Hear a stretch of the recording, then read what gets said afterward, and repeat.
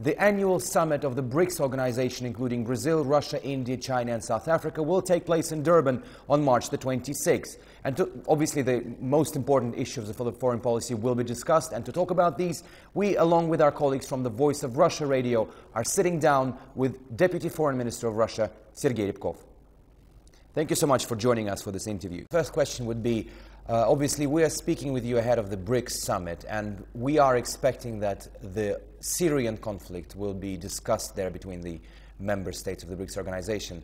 The question is, lately we've heard from Bashar Assad a plea for help from the BRICS countries.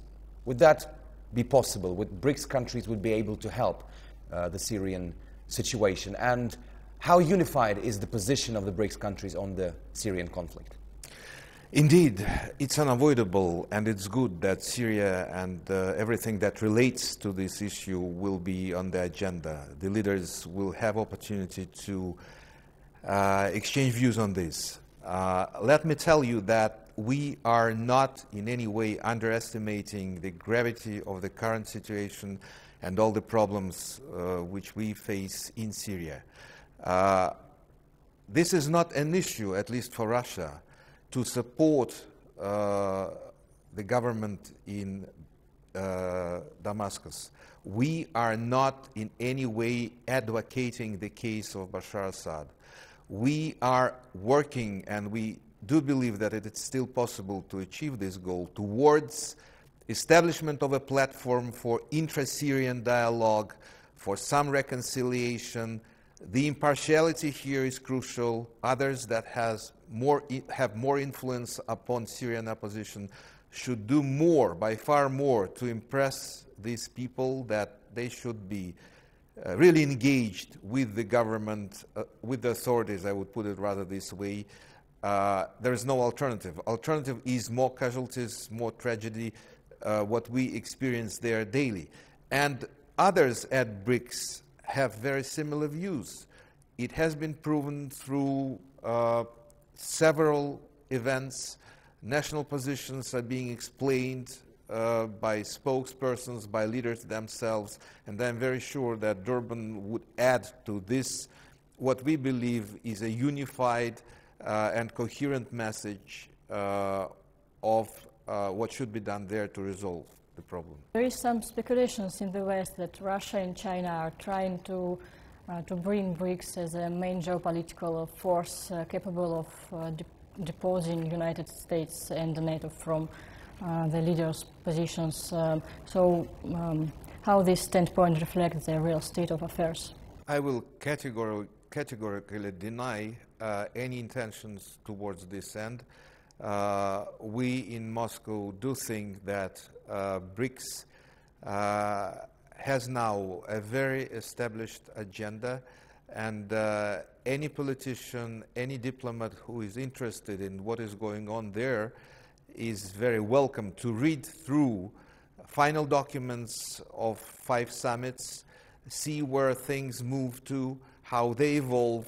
Earlier today, March 21, we have published our own national concept of Russian policy towards BRICS and within BRICS. It's an interesting reading as well. We are not trying to counterbalance anything in the world. We are trying to catch the wave, the tide of changing reality in the world economy, in the world politics, and, kind of identify areas where it would be natural for countries as big, as influential as China, India, Brazil, South Africa, and Russia to work cooperatively. This is very synergetic. We are talking about multiplying authority and influence, no doubt about it. But this is not to challenge anyone. This is to further our own interests and ensure that our ability to achieve these goals is growing and implemented in practical action. As long as you mentioned China there, is obviously one of the biggest members of the BRICS organization, along with Russia, we see that the new chairman of the China is coming to Russia. His first visit just a week after becoming the new leader of the country. We also saw that Vladimir Putin made a state visit to China just days after he was elected president for the third time. Are we no longer in difficult situation? Are we no longer in difficult ties? Is it something of a new era for the Russian-Chinese relations? Forgive me for some bluntness, but difficult situation in our bilateral relationship brings me, or rather my memory, to the days of the spring in 1969, where clashes took place on the island of Damansky and elsewhere. Since that, I would dare to say, we only progressed, and the state of the relationship right now can be very fairly described as an advanced strategic partnership. We do not have any major unresolved problems in our relationship with China. And the very fact that the newly elected Chairman Xi of China is visiting Russia on his first official trip abroad is a very symbolic and important gesture.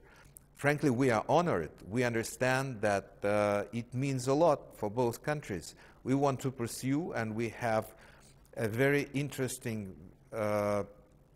prospects, a very interesting vision of what can and should be achieved in this relationship. BRICS plays an important role in this context. This is an area, this is a platform where Russia and China cooperate effectively on political and economic issues. Of course, there are different approaches. Of course, we can see differently on some things, but that's natural. Big powers have big interests, and those interests do not necessarily coincide at any moment. But the maturity of the relationship allows us to look into the future with a good degree of assurance that nothing happens that brings this relationship backwards.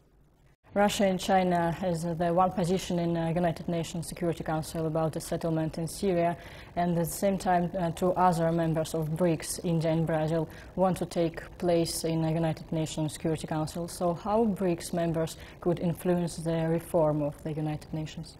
Irrespective of what is going on in terms of our interaction and coordination even on Syrian issue at BRICS, I think we have a big issue on the UN reform in broader terms, and more specifically on UN Security Council reform. No doubt there are differences of views, differences of priorities among BRICS members on this issue.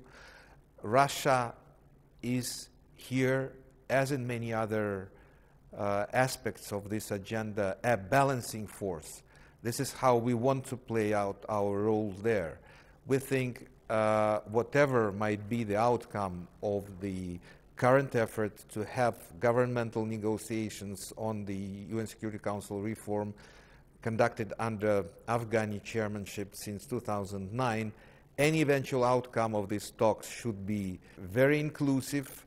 It should command broad support, by far broader than two-thirds of the vote needed for adoption of any resolution at the UN General Assembly.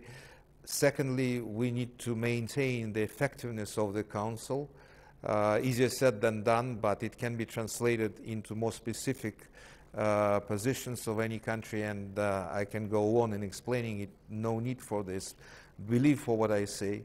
Thirdly, we need to maintain a veto right for Russia and other permanent members of the Council. This is a conditio sine qua non, an unavoidable element of our position.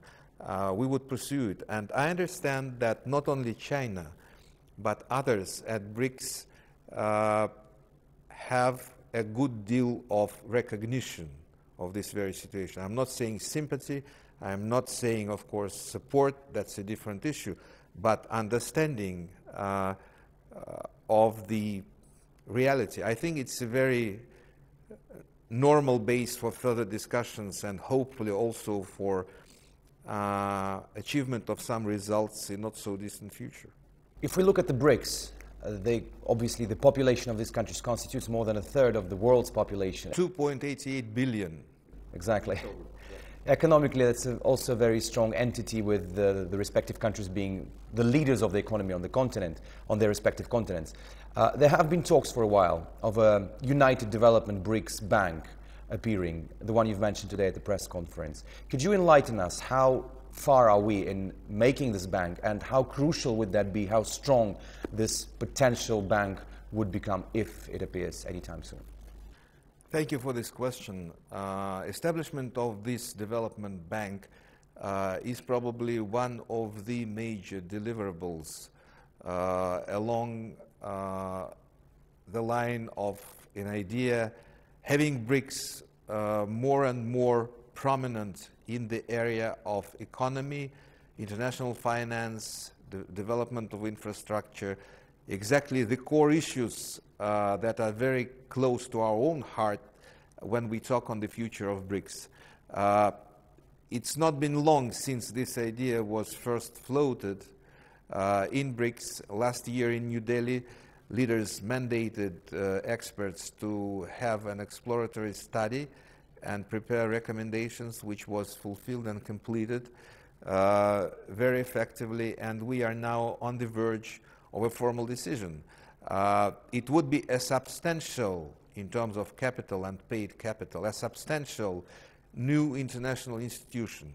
We want to ensure that this bank plays a good role in, pouring capital,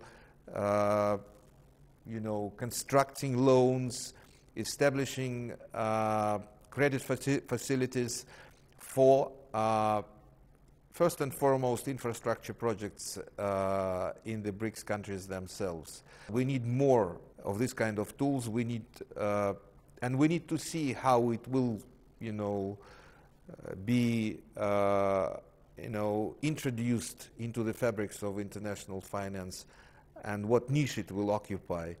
Several things are yet to be resolved in terms of headquarters, staffing, actual charter of the bank, or terms of reference, whatever you call it, but those are secondary things.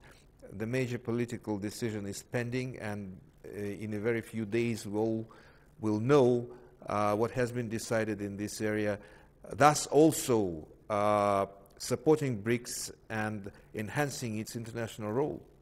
Do you think it is a time of creating a new international financial institute, given the fact that it's a crisis in Eurozone and other problems? We have talked on this for several months now. Crisis of Eurozone is something that we follow and analyze for a longer period already. I think the current moment is a very, very opportune one for something like a new BRICS development bank. Of course, no timing is perfect, and it's true for anything, but on this particular issue, I do think that even psychologically and politically, the message that we expect from Durban will have a very, I would say, positive and healthy effect on markets and on the general mindset of people who deal with these issues. Thank you so much for this interview, and good luck in South Africa. Thank you for having me here. Thank you. Bye.